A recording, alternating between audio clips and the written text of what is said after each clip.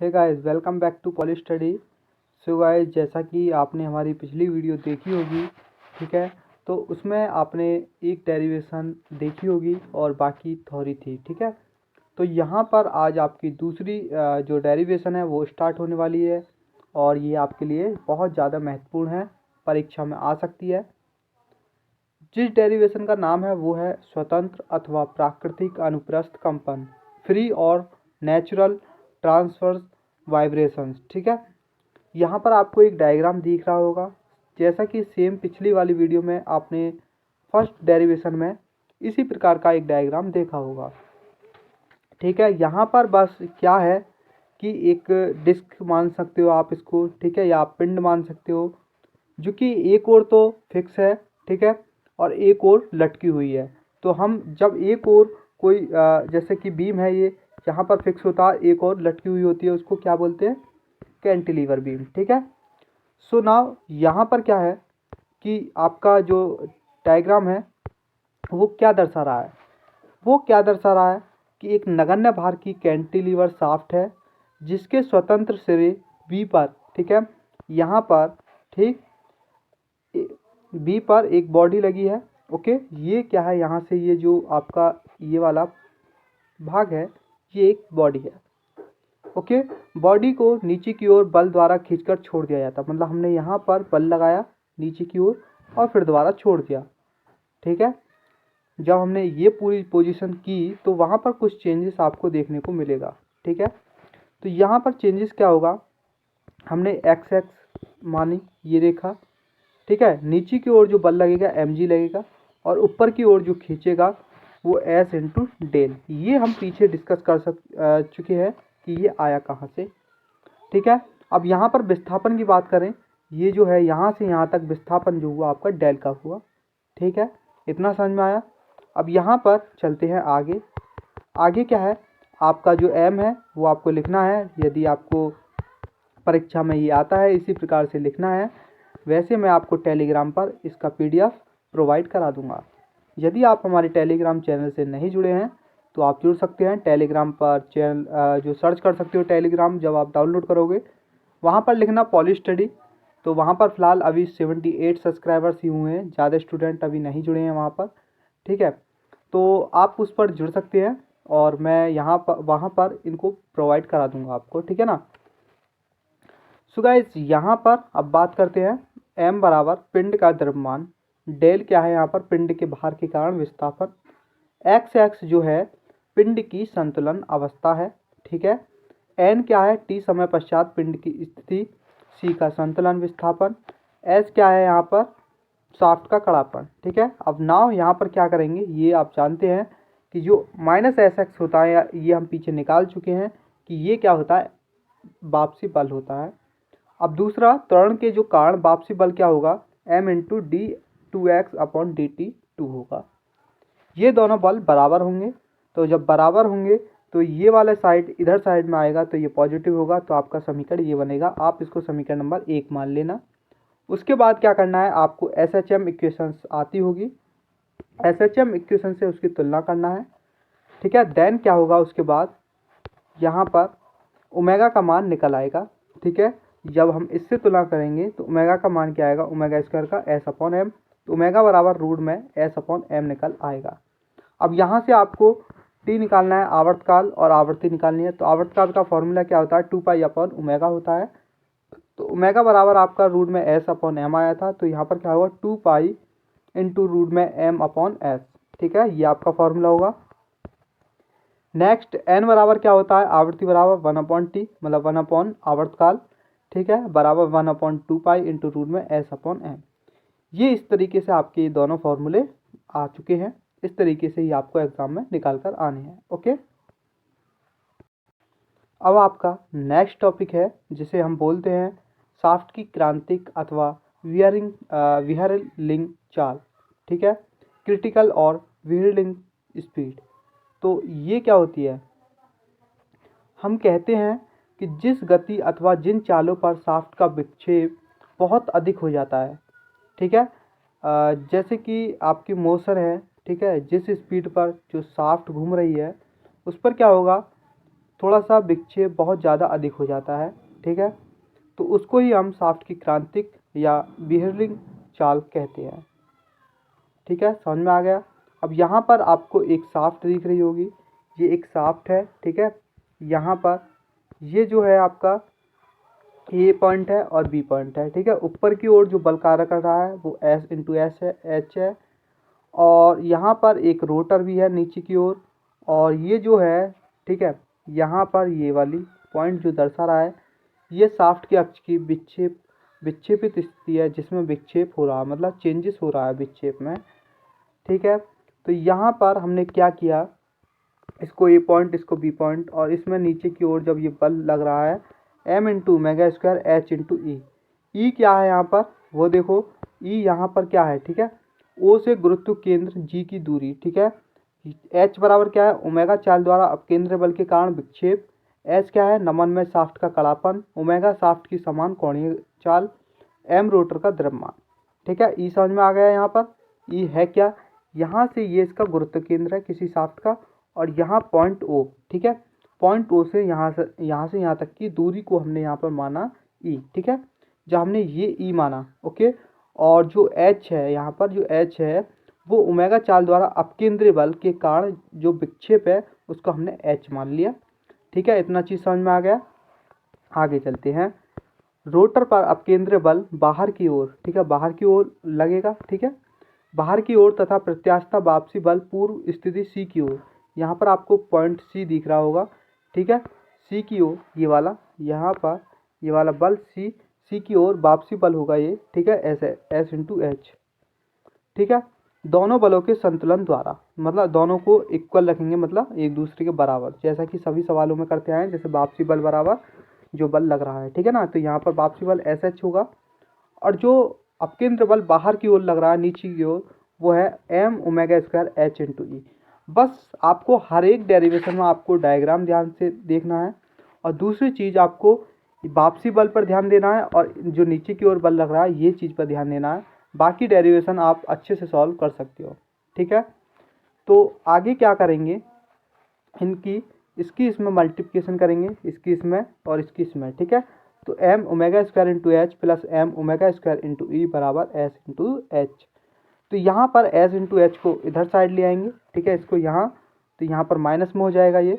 अब यहाँ से एच कॉमन लेंगे तो यहाँ पर बचेगा M omega square minus H, और इधर साइड ये माइनस में आ जाएगा, minus M into omega square into ई।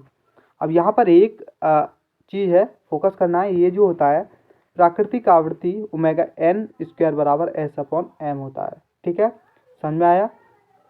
तो यहाँ पर हम क्या करेंगे, यहाँ से इसमें भाग कर देंगे, ठीक है ना। मतलब कहने का मतलब भाग कैसे हुई, एम ओमेगा स्क्वायर इसमें से जब कॉमन लेंगे तो यहाँ 1 बचेगा, ठीक है, और इसमें इसकी भाग हो जाएगी। तो यहाँ से जब हम कॉमन लेंगे, ये इससे इधर साइड जब हम कॉमन लेंगे उससे ये कट जाएगा, तो यहाँ बचेगा इधर साइड माइनस ई, ठीक है। अब आगे क्या करेंगे, आपके पास एच का फॉर्मूला आ चुका है, तो एच का फॉर्मूला आपके लिए ये होगा E upon S upon M omega square minus 1, ठीक है। ये आपका एच का फॉर्मूला होगा, ठीक। एच क्या है, ओमेगा चाल द्वारा अपकेंद्रीय बल के कारण विक्षेप। यदि किसी सवाल में विक्षेप आपसे पूछता है, ठीक है, तो आपको इस वाले फॉर्मूले को लगाकर आना है, ठीक है। अब इस फॉर्मूले को आप चेंज भी कर सकते हो, ठीक है। चेंज का मतलब है दूसरे रूप में बदल सकते हो, तो आप दूसरे रूप में इसे लिख सकते हो एच बराबर E upon S upon M into 1 upon omega square minus 1, ठीक है। तो यहाँ पर क्या होगा, omega N square upon omega square minus 1, पीछे जो आपकी प्राकृतिक विकृति थी वो यहाँ पर पुट कर दी है, तो एच का मान आप इसको भी लिख सकते हो, ठीक है, जो आपको सुटेबल लगे और अकॉर्डिंग टू क्वेश्चन जो कि आपका न्यूमेरिकल दिया गया होगा, ठीक है, वहाँ के हिसाब से आपको जो आपका फॉर्मूला है आपको पुट करना है। अब इसमें 3 कंडीशन है। पहली कंडीशन है यदि ओमेगा एन अपॉन ओमेगा 1 है तो एच तथा ई के मान समान होंगे, एच और ई के मान समान होंगे, ठीक है। ये तीनों कंडीशन आपको लिख कर आनी है पेपर में, ठीक है। ओमेगा बराबर ओमेगा एन ओमेगा सी, तब एच का मान अनंत होगा और ओमेगा एन ओमेगा सी बराबर होंगे, ठीक है। तीसरी कंडीशन है यदि ओमेगा एन से ग्रेटर देन ओमेगा, तब एन का मान नेगेटिव होगा, ठीक है ना। ये चीज़ आपको तीनों पॉइंट ध्यान से पढ़ने हैं और एग्जाम में लिख कर आने हैं। आगे नेक्स्ट टॉपिक, और बहुत अच्छा टॉपिक, अक्सर परीक्षाओं में पूछे जाने वाला टॉपिक है ये, कि मशीनों में कंपन उपजने के प्रमुख कारण। ठीक है, ये वैसे भी आप अच्छे से लिख सकते हो, फिर भी एक बार आप इनको अच्छे से देखो। मशीनी अंगों के असंतुलित होकर गति के कारण कंपन उपजते हैं। ठीक है, असंतुलित मतलब अनबैलेंस हो जाते हैं पार्ट्स, तो क्या होता है, वहाँ पर कंपन होने लगेगी, सीधी सी बात है। नेक्स्ट टॉपिक है, मशीनों के रेसिप्रोकेटिंग मोशन करने वाले अंग डायनामिक की फोर्स उपजाते हैं, जिसके कारण कंपन होते हैं।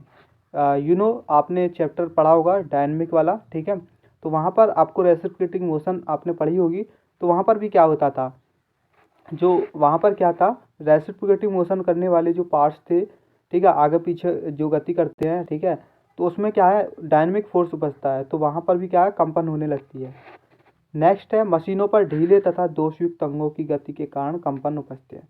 जैसे कि एग्जांपल दूं मैं इसका, कि आपकी कोई मशीन है, वहाँ पर आपने एक किसी भी पार्ट्स में बोल्ट को, नट या बोल्ट को अच्छे से नहीं कसा है, थोड़ा ढीला रह गया है, तो वहाँ पर क्या होगा, कंपन होने लगेगी कुछ समय बाद। ठीक है, नेक्स्ट टॉपिक है, भारों के आघातों को मतलब इम्पैक्ट द्वारा कंपन, जैसे कि आपने शक्ति प्रेस या हथौड़ा द्वारा प्रहार करने पर होती है। ठीक है, कोई भी मशीन है, सपोज आपकी ये मशीन है, ठीक है, यहाँ पर एक हथौड़ा है इस तरीके से, जो कि इस पर यहाँ पर इम्पैक्ट कर रहा है। ठीक है, तो यहाँ पर भी उसके कारण भी क्या होगी, कंपन होगी। ओके, नेक्स्ट है, निर्धारित से अधिक गति तथा अथवा भार पर मशीनों को चलाने से कंपन अधिक प्रभावी हो जाती है।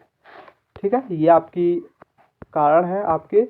नेक्स्ट है, लास्ट है, किसी मशीन पर कंपन उसके निकट ही स्थापित अन्य मशीन से ट्रांसमिट होकर भी आ जा सकते हैं।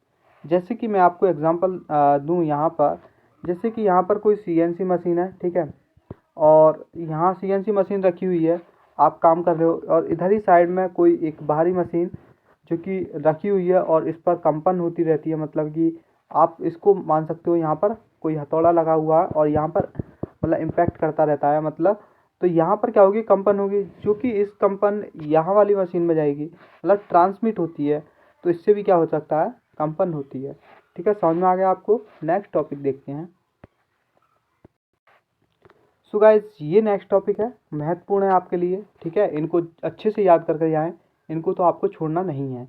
ओके, यांत्रिक, ठीक है, मैकेनिकल शेकर अथवा संगीत उपकरणों और स्वास्थ्य संबंधी उपकरणों आदि के कुछ लाभदायक उपयोगों को छोड़कर कंपनों के प्रमुख हानिकारक निम्न प्रकार हैं। ठीक है, कहने का मतलब ये है, आपके जो मैकेनिकल शेकर होते हैं, ओके, संगीत उपकरणों और स्वास्थ्य संबंधी उपकरणों आदि को छोड़कर, क्योंकि उनके तो लाभ होते ही हैं, जैसे कि मैकेनिकल शेकर भी आपने देखा होगा, उसके भी लाभ होते हैं, संगीत उपकरण भी आपने देखे होंगे, उसके भी लाभ होते हैं, संगीत सुनते हैं हम, स्वास्थ्य संबंधी बहुत सारे उपकरण होते हैं, उससे हमारे इलाज होता है। ओके, नेक्स्ट, अब यहाँ पर हम हानिकारक की बात कर रहे हैं, harmful effects of vibration on A machine.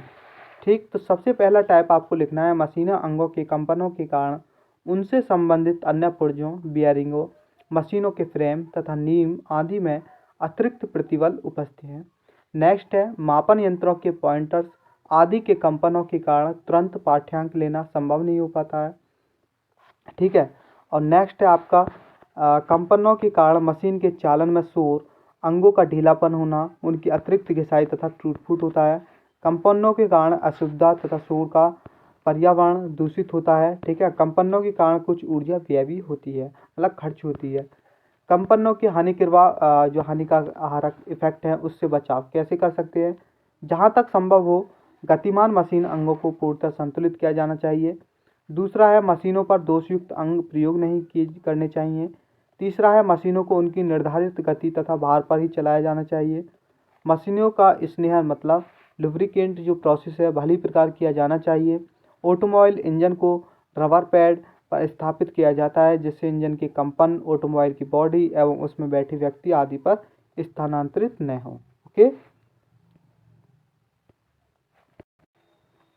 Next topic है कंपनों की पारंगम्यता।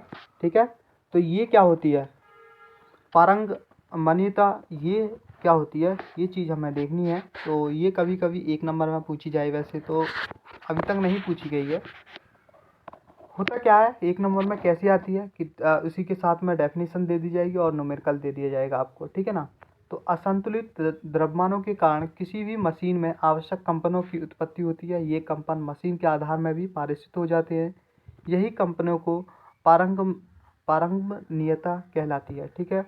तो नेक्स्ट है टॉपिक आपका कंपन पृथक्करण, वाइब्रेशन आइसोलेशन। हम जानते हैं कि असंतुलित द्रव्यमानों की उपस्थिति के कारण मशीनों के अंगों में कंपन उपजते हैं जो उनके आधारों में भी पारित हो जाते हैं। इन कंपनों को आधार में पारित होने से रोकना ही कंपन पृथक्करण मतलब आइसोलेशन कहते हैं। तो कंपन पृथक्करण के लिए मशीनों को सीधे उनके आधार पर नहीं बांधते हैं, अपितु उनके बीच पृथक्कारी पदार्थ जैसे डैम्पर, कंपन शोषक आदि को लगाया जाता है, ठीक है। इतना आपको लिख कर आना है बस, और ये तो बहुत सिंपल है, आप इसे बिना देखे भी लिख सकते हो, ठीक है। समझ में आ गया होगा आपको। कंपन शोषक ये आपको स्वयं करना है, आपके लिए होमवर्क है, कहीं ना कहीं से देखकर करना है और वेरी वेरी महत्वपूर्ण है, ठीक है। ये आपको स्वयं करना है। नेक्स्ट टॉपिक है स्वतंत्र अमंदित कंपन अथवा श्यान अमंदित, ठीक है। क्या होता है, यहाँ पर आपको एक डायग्राम दिख रहा होगा, ठीक है, ये वाला, ओके। तो यहाँ पर क्या है, ये एक फिक्स है, ठीक है। यहाँ हमने एक स्प्रिंग लगा दी है, ये वाली, ठीक है, दिख रही होगी आपको स्प्रिंग। ये हमने एक डैम्पर लगा दिया है, ओके। तो यहाँ पर जो एम है पिंड का द्रव्यमान है, एस स्प्रिंग का कड़ापन है, एक्स क्या है, यहाँ पर यहाँ से यहाँ तक एक्स क्या है, किसी समय पिंड की मध्य स्थिति से इसका विक्षेप, मतलब यहाँ पर थी फिर इसमें विक्षेप हुआ, तो इसको हम यहाँ से यहाँ तक की दूरी को एक्स बोलेंगे। सी क्या है, अमंदित बल है, जिसे अमंदित गुणांक भी कह सकते हैं, पिंड पर लगने वाला बल। और यहाँ पर जो अगला पॉइंट है वो क्या है, अगला पॉइंट है आपका S into x. S into x क्या है, स्प्रिंग का बल है, ठीक है, इसका स्प्रिंग बल है। C into D X upon T, ये क्या है, अमंदन बल है।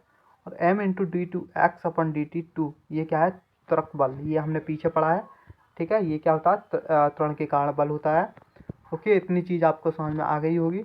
ये हमने मतलब इन दोनों पे, स्प्रिंग पर और डैम्पर पर एक कोई पिंड लगा दिया है, इसको हमने नीचे की ओर खींचा, पहले यहाँ पर था, फिर यहाँ पर इसमें विक्षेप हुआ, थोड़ा सा परिवर्तन हुआ, यहाँ तक आया, यहाँ पर ये ऊपर की ओर एस एक्स, ये भी ऊपर की ओर C into D X upon D T, नीचे की ओर जो बल लग रहा है वो है M into D two X upon D T two, ठीक है। ये चीज़ें है बस इसमें इतनी, बाकी आगे आपको लिखना है पिंड पर लगने वाले बलों के संतुलन द्वारा गति समीकरण, ठीक है।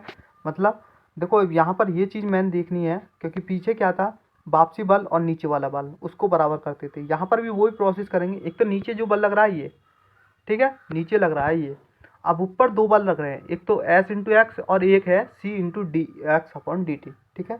इन दोनों को माइनस में ही लेंगे। अब ये इधर आएगा तो पॉजिटिव हो जाएगा, समझ में आया ना आपको। सभी डेरिवेशन में यही प्रोसेस है। अब इसमें क्या किया, m कॉमन ले लिया इनसे, तो डी टू एक्स होगा, और यहाँ पर क्या होगा, यहाँ पर डी टू एक्स होगा, और upon D T two plus C upon M into D X upon D T plus S upon M into X बराबर 0।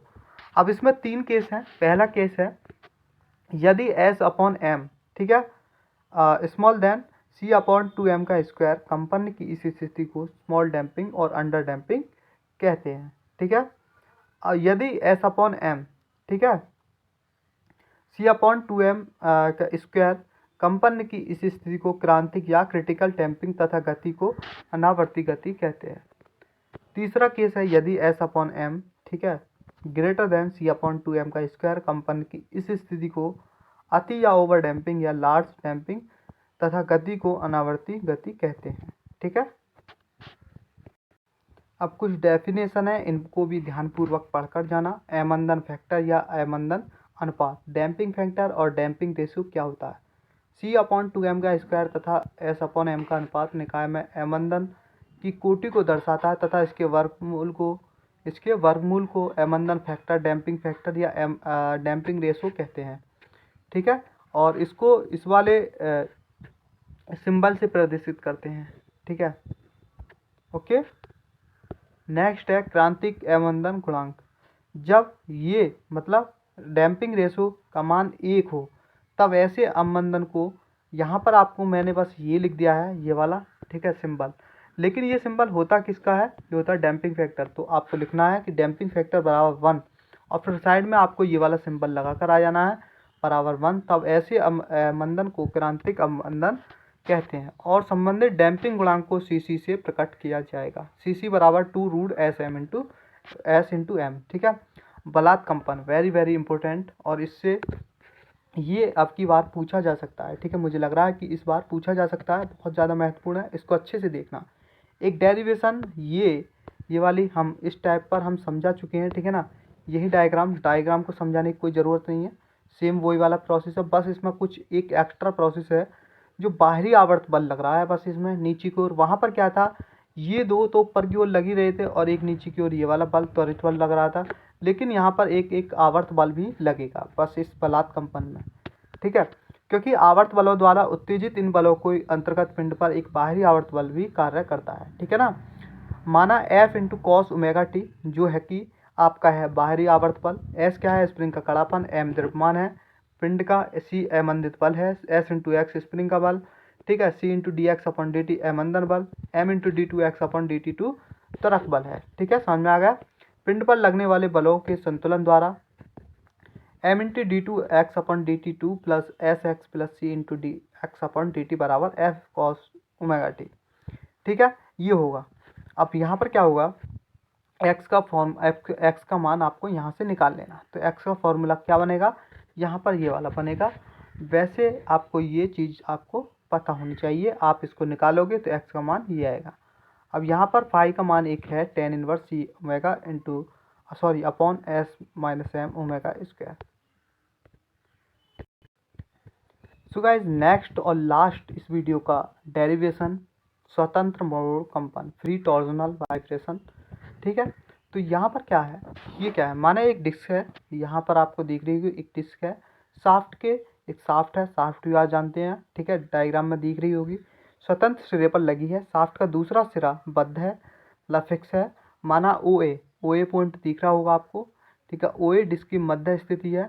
ठीक, तथा टी समय पश्चात यह थीटा कोण घूमकर ओ बी स्थिति में आती है। तो यहाँ पर क्या किया, ये आपकी एक शाफ्ट है, यहाँ पर कोई एक एक्स्ट्रा पिंड लगा दिया है, यहाँ से इसकी लंबाई एल है, व्यास क्या है डी है, और ये जो है डिस्क इसका हम कह सकते हैं साइड व्यू है। ठीक है, साइड व्यू कह सकते हैं हम इसको। जब इसको हम मरोड़ करेंगे मतलब घुमाएंगे, मरोड़ टॉर्जन लगाएंगे इसमें। ठीक है, तो यहाँ पर क्या होगा, वो थीटा कोण बनाएगा। ठीक है, इस प्रकार से हम इसको थीटा कोण मान लेंगे। समझ में आया। एल शाफ्ट की लंबाई, एम डिस्क का द्रव्यमान, डी शाफ्ट का व्यास, के डिस्क की त्रिज्या है, क्यू शाफ्ट का कड़ापन है, यहाँ पर शाफ्ट का जो कड़ापन है क्यू लिया है। ठीक है, स्मॉल क्यू, और थीटा शाफ्ट का कर्तन मापांक है।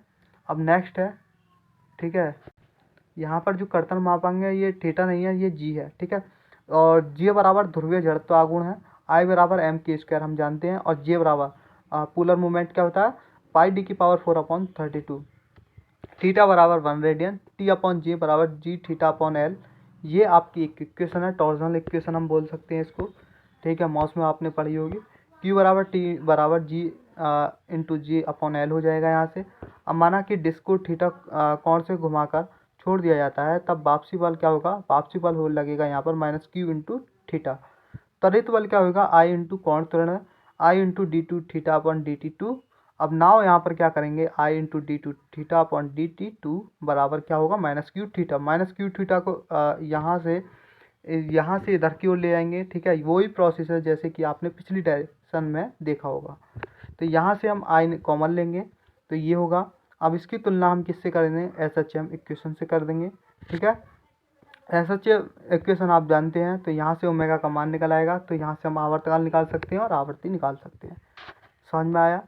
तो डेरिवेशंस पूछी जा सकती हैं इस चैप्टर से, और यदि डेरिवेशन नहीं आती हैं इस चैप्टर से तो यही आएंगे क्वेश्चन, ये बनने वाले हैं कि कंपन क्या होती है, कंपन के प्रभाव, हानिकारक प्रभाव, कंपन से कैसे जा सकता है, और कंपन क्या है या कंपनों के प्रकार के बारे में लिखिए। इस तरीके से क्वेश्चन बन सकते हैं, नहीं तो डायरेक्ट डेरिवेशन से इस चैप्टर से पूछी जा सकती है। सो गाइज आपका ये चैप्टर वाइब्रेशन वाला समाप्त हो चुका है हमारी ओर से। सो गाइज मैं बताना चाहूँगा कि आपका जो एक चैप्टर बचा है उसे जल्द ही आपकी हमारे यूट्यूब चैनल पर अपलोड कर दिया जाएगा। प्लीज़ वीडियो को ज़्यादा से ज़्यादा शेयर करें, कोई भी स्टूडेंट नहीं रहना चाहिए इस वीडियो से वंचित, ठीक है। तो आपको वीडियो ज़रूर शेयर करनी है, ठीक है। शेयर करोगे ना वीडियो, ओके। तो मिलते हैं नेक्स्ट वीडियो में नेक्स्ट चैप्टर के साथ। Thank you.